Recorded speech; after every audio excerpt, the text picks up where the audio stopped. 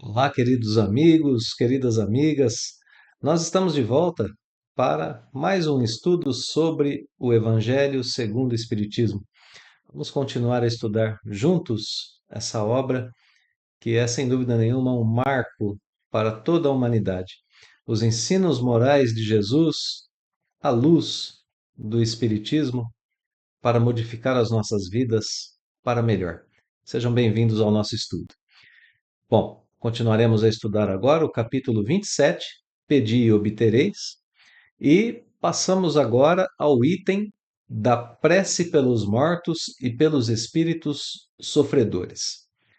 Bom, esse tópico do capítulo 27 traz os subitens de 18 até 21, mas hoje nós vamos estudar de 18 até o 19. São apenas esses dois, 18 e 19. E eles são compostos por três parágrafos com explicações de Allan Kardec a respeito da prece que se pode ou não realizar pelos mortos, por aqueles que já não estão mais aqui conosco no mundo corpóreo. Pode parecer um pouco, para alguns espíritas, né, principalmente para aqueles que são de berço espírita, pode parecer um pouco estranho essa questão de termos um item no Evangelho que fala sobre a prece pelos desencarnados. Mas existia de forma muito poderosa na época de Kardec, existe ainda hoje de forma frequente em algumas vertentes religiosas, a ideia de que a gente não deve orar por aqueles que já estão no plano espiritual. E aqui o Espiritismo vem trazer uma informação um pouco diferente a respeito disso. É por isso que a gente tem a prece pelos mortos no Evangelho segundo o Espiritismo, né? É, esse tópico, esse item aqui no Evangelho, traz para a gente a ideia de que sim, a gente deve, precisa orar por aqueles que já se foram e vem trazendo as orientações para isso, para que a gente possa realizar bem essas orações, né? Bom, antes da gente entrar no tópico propriamente dito, aproveitando essa explicação inicial, eu ainda posso dizer que um certo tipo de prece que não é muito recomendada por pessoas que, para pessoas, né, que estão no plano espiritual, é aquela prece que a gente faz para um parente, para um amigo, né? Às vezes esposa, filhos que vão ao mundo espiritual e a gente faz prece a eles pedindo para que eles nos ajudem. Esse tipo de prece, realmente, pelos mortos, não é muito recomendado. E por um princípio simples, meus irmãos, porque muitas vezes essa pessoa pode estar no plano espiritual sem condições de nos ajudar. E isso pode deixá-la um pouco aflita. Então, sim, a gente pode orar pelos mortos, sempre no sentido de enviar a eles a nossa alegria, dizer a eles que estamos com saudade, mas que confiamos que um dia o reencontro vai chegar, desejando a eles bem-estar no plano espiritual, acolhimento pelo plano espiritual, tudo isso a gente pode fazer, né? Eu já estou adiantando aqui algumas coisas sobre esse tópico, porque muitas vezes ele é até um pouco polêmico, né? Então, para a gente ter um panorama geral, mesmo antes de entrarmos diretamente nesse tópico. Bom, então vamos lá. Vamos a ele agora que fizemos esses esclarecimentos iniciais, né? Resumo do item. Ele vai desconstruir um primeiro argumento de pessoas que defendem que a prece pelos espíritos sofredores é inútil. Vai também apresentar as benesses da prece por esses espíritos. Então vejam só que o foco aqui do tema, no primeiro momento, é espíritos sofredores.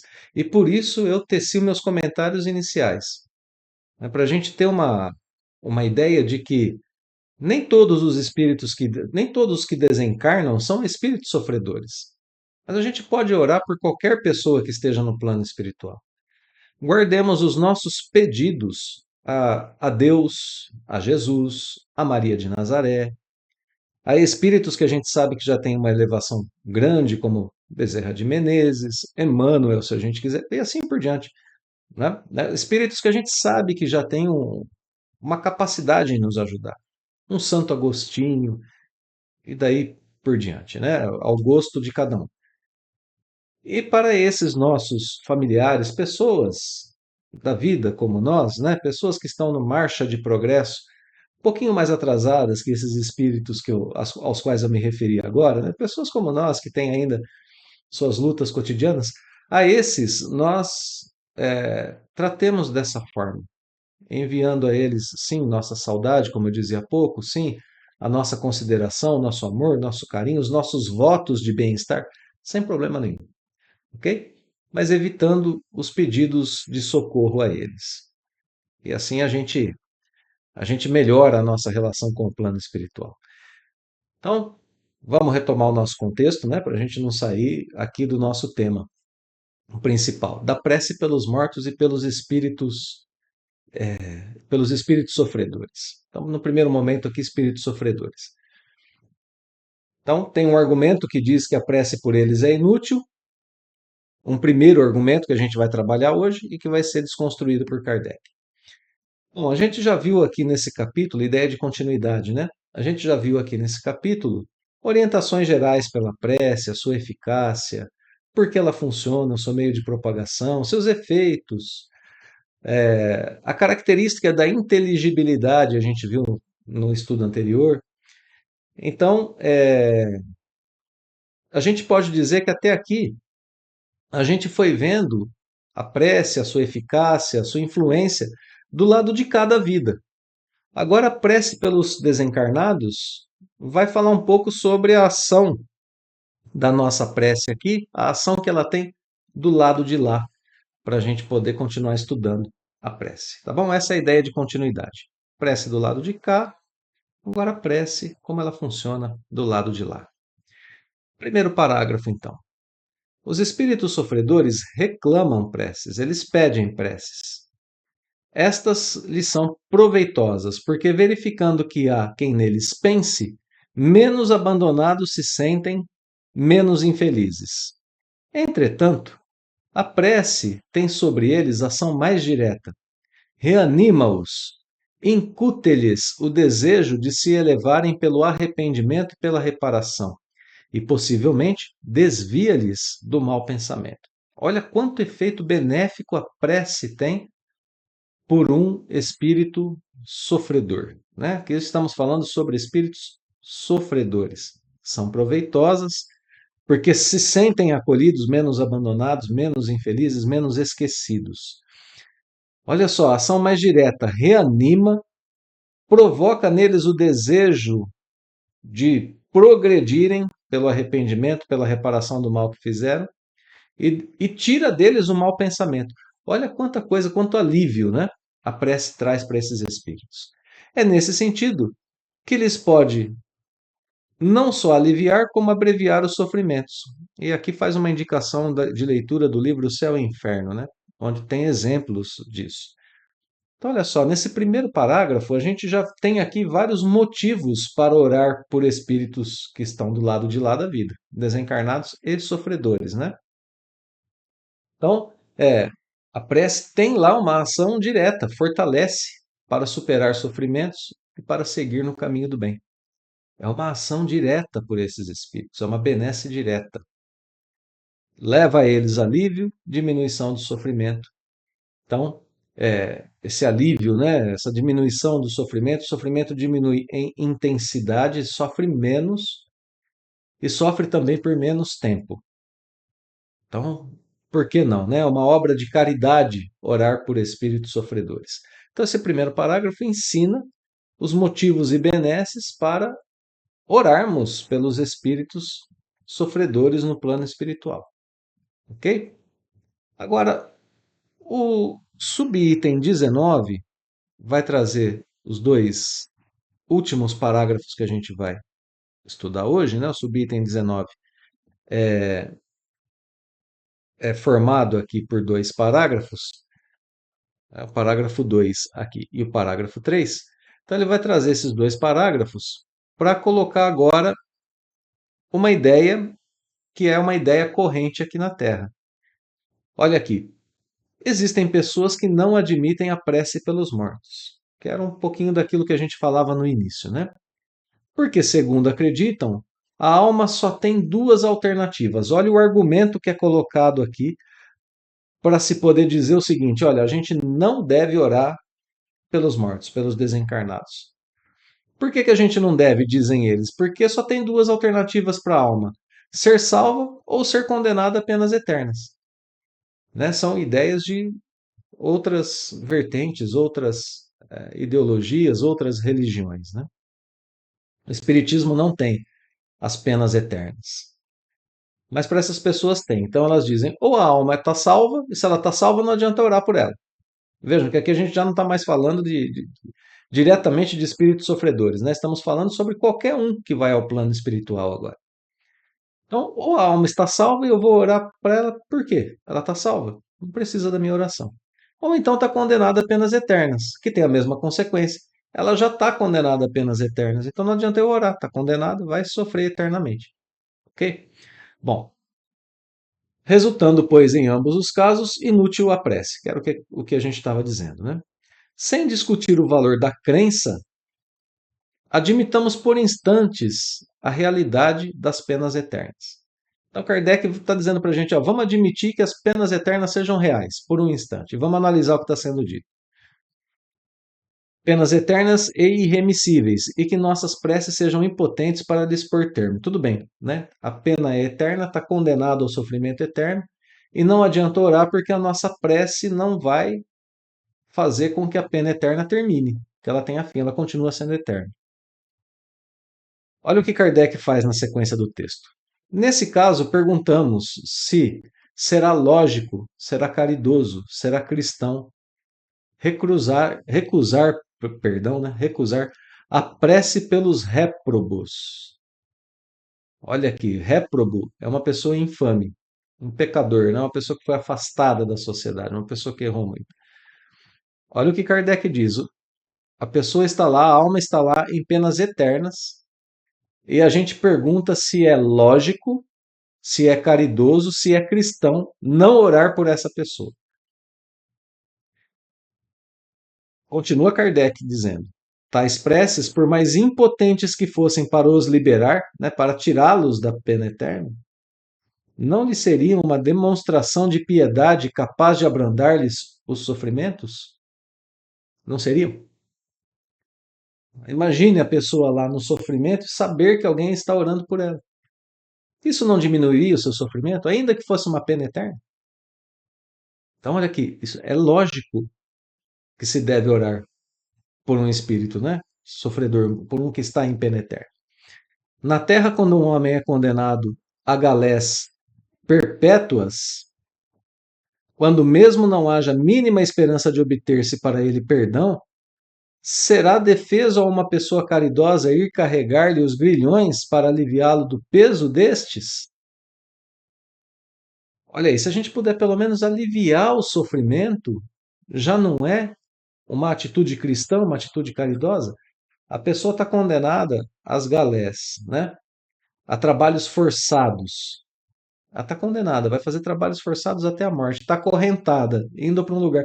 Se você por um instante carregar-lhe o peso das correntes, você não está aliviando o sofrimento dela? Assim como alguém carregou a cruz do Cristo em certo momento? É isso que Kardec está nos ensinando. A prece por uma pessoa que está do lado de lá da vida, ainda que houvesse a possibilidade de penas eternas, seria eficiente porque aquele que ora por alguém que está sofrendo está ajudando a pessoa com esse sofrimento. Segue o texto. Sendo alguém atacado de mal incurável, dever-se-á, por não haver para o doente esperança nenhuma de cura, abandoná-lo sem lhe proporcionar qualquer alívio? Lembrai-vos de que entre os réprobos pode achar-se uma pessoa que vos foi cara. Olha aqui, né? O que Kardec está lembrando para a gente? Essa crença de não orar pelos mortos é incompatível com o amor de Deus. A crença de penas eternas é incompatível com o amor e com a justiça divina, por diversas razões que a gente já estudou, inclusive aqui no Evangelho segundo o Espiritismo, né? Então, é por isso que a gente tem a reencarnação, é por isso que a gente tem as diversas oportunidades dadas, Mas a gente sabe que muitos desencarnam, vão ao plano extracorpóreo, ao mundo espiritual, e lá sofrem tormentos morais, sofrem às vezes por não saberem que estão já no mundo espiritual e continuam a sentir sensações próprias do corpo material, né? Então, a nossa oração por essas pessoas, essa sim é compatível com a caridade, é compatível com uma atitude cristã de auxílio ao próximo. Então, é isso que é compatível com a lei de caridade ensinada pelo Espiritismo e com a lei de amor incondicional e de perdão ensinada por Jesus. Certamente, quando Jesus ensina isso, quando o Espiritismo ensina isso, estão refletindo a vontade de Deus, né? Então, orar pelos sofredores em geral, ótimo, porque entre eles pode estar uma pessoa querida para nós, né? Pode estar um amigo, talvez um pai, uma mãe ou um filho. E dizeis, se não havendo, segundo credes, possibilidade de ser perdoado esse ente, lhe recusarias um copo de água para mitigar-lhe a sede? Então, bom, a pessoa está doente, a doença não tem cura, a gente vai recusar a prece? A pessoa está com sede, a gente vai, é, recusar a ela um copo d'água, embora ela tenha cometido erros? Claro que não, né? A gente vai recusar um bálsamo que lhe seque as chagas? Não farias por ele o que farias por um galé, por uma pessoa condenada? É claro que sim, né? Não lhe daríeis uma prova de amor, uma consolação? Negar não seria cristão. Portanto, negar uma prece também não seria cristão. Uma crença que petrifica o coração é incompatível com a crença em um Deus que põe na primeira categoria dos deveres o amor ao próximo. Olha só, esse argumento de Kardec, esse desmonta toda a ideia, né, de que não se pode orar pelos mortos. Primeira categoria dos deveres do homem, o amor ao próximo. E como não orar pelo próximo que está do lado de lá da vida? Não faz sentido. Não faz o mínimo sentido. É isso que Kardec está ensinando para a gente aqui, né? Então, esse parágrafo 2 aqui, esse item do subitem 19, né, que a gente está estudando, desconstrói completamente o argumento que diz que a gente não deve orar pelos outros porque existem as penas eternas ou a salvação imediata. Mesmo diante desses argumentos, a gente ainda pode continuar orando. Bom, vamos ao parágrafo 3 e a gente encerra aqui o estudo de hoje, né? Antes de entrar aqui no subitem 20, a gente encerra o estudo de hoje, para ele não ficar muito longo, porque esse item aqui do Evangelho ainda vai um pouquinho mais adiante, né? Então vamos lá. A não eternidade das penas não implica a negação de uma penalidade temporária, ou seja, né, a gente não tem penas eternas, mas a gente tem, assim, algumas penalidades que são temporárias. O espírito tem alguns sofrimentos do lado de lá da vida, que, como a gente dizia agora, são decorrentes das escolhas terrenas, né? Bom, então, a não eternidade das penas não implica a negação de uma penalidade temporária, dado não ser possível que Deus, em sua justiça, confunda o bem com o mal. Claro que não, né? A gente tem a lei de causa e efeito, Deus sabe o que é o bem, o que é o mal, é óbvio. Então, quando a gente escolhe pelo nosso livre-arbítrio o mal, a gente sofre pela lei de causa e efeito as consequências do mal que a gente praticou, né? Então, pode ser que a gente tenha uma situação de sofrimento no plano espiritual.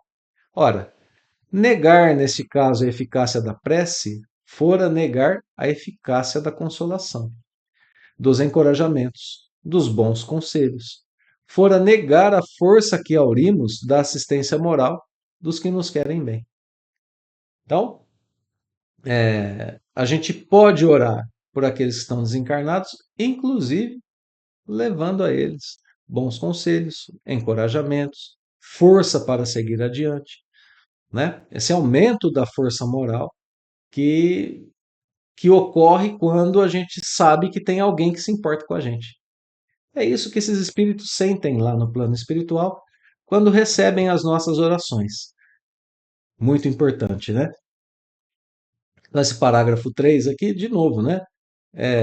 Não há pena eterna, tudo bem, mas existem ainda algumas dificuldades no plano espiritual.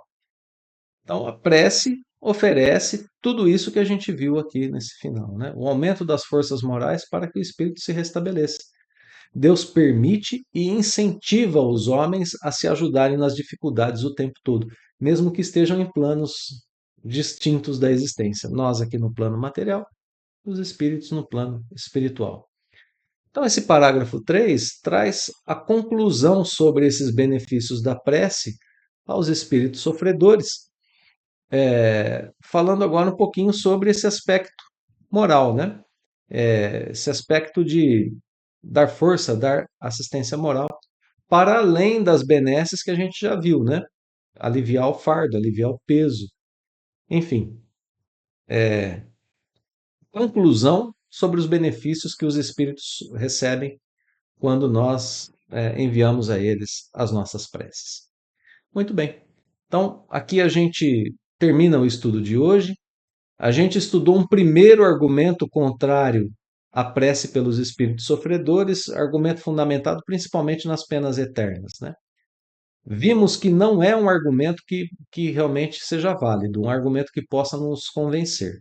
Pelo contrário, foi desconstruído aqui facilmente por Kardec, fundamentando nas benesses da caridade, nas benesses dos bons pensamentos, do amor, que é isso que se transmite quando a gente faz uma prece, né?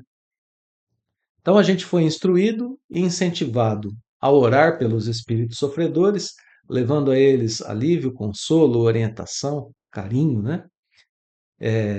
Aprendendo que a prece é um bálsamo nas feridas morais, que ela alivia o sofrimento de forma mais direta, que ela é também um fortalecimento das potencialidades do espírito, principalmente da sua vontade, da sua inteligência, do seu sentimento. E além disso, a prece é um momento de consolo pela lembrança daqueles que amam. Vale bastante a pena, né? Muito obrigado, queridos amigos e amigas, que a gente possa ter aí nos nossos momentos de prece a segurança para enviar as nossas boas vibrações, as nossas orações aos nossos queridos que estão desencarnados e também aqueles que são espíritos sofredores, que estão no plano espiritual necessitados dessa ajuda. Façamos, né? Façamos. É uma obra cristã, é uma obra de caridade. Muito obrigado pela companhia em mais um estudo. Faço votos de uma excelente semana a todos e deixo o convite para o próximo, para o comecinho da próxima semana, próxima segunda-feira, a gente continua a estudar esse item do Evangelho segundo o Espiritismo. Então, nos vemos em breve. Até logo mais.